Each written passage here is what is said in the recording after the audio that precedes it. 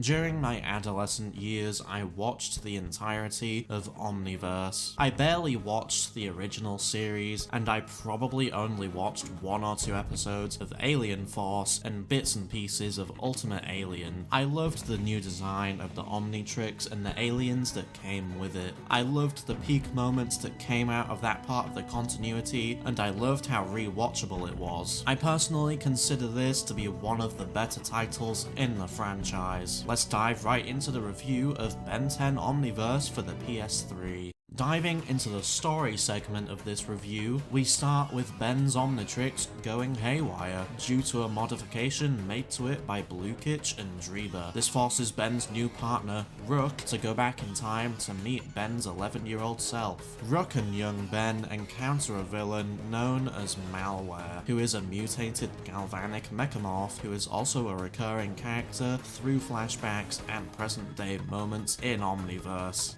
Malware absorbs Rook's proto-tool to use it as a weapon, which leads to an alternate future. This leads to many boss fights with villains from the shows. The game takes you through levels like the Plumber Base and Undertown. After fighting your way through these 11 levels, you will reach the final boss where you have to fight the past and present versions of Malware at the same time. You will fight both of these versions of Malware using young Ben and present Ben. After you've successfully defeated the game's villain, the timeline returns back to normal as if nothing had ever happened, with only Ben and Rook having retained their memory of the events of the game. As usual with these games, we can transform into a bunch of different aliens, some of which are new appearances. In this game, we can transform into Arctiguana, Blocks, Eye Guy, Feedback, Gravattack, Shock Squatch, Cannonball, Diamond Head, Forearms, Heat Blast, Wildmutt, and Accelerate. Some of these forms are also exclusive to the past and present versions of Ben, such as Feedback only being used by young Ben, and Gravattack by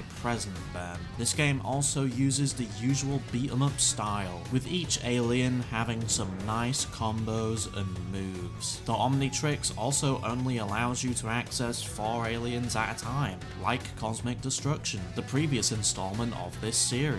The first Omniverse game also has puzzle doors, which requires the use of pulling levers, and sometimes even the use of aliens' abilities. Using feedback for these doors is a great example. So we're moving into my outro to discuss the first Omniverse game and how I feel about it. So without asking the usual question, let's get into it. For me, this was honestly amongst the better contenders for good Ben 10 games. I liked the Omniverse aliens we were able to play as, and how nice some of the attacks were. I like the inclusion of Kyber the Huntsman and Malware the mutated mechamorph. Dr. Animo even made an appearance. Either way though, this game is pretty great and I rate it an 8 out of 10.